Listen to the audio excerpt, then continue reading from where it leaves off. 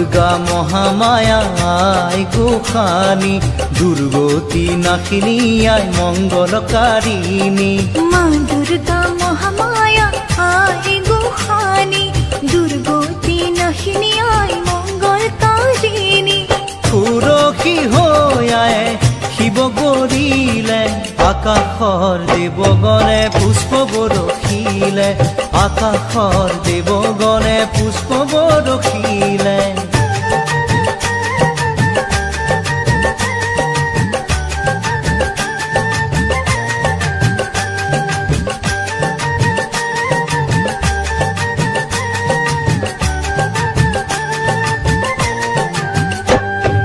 শৰৎকালৰ শুক্লা সন্ধিয়া পৰত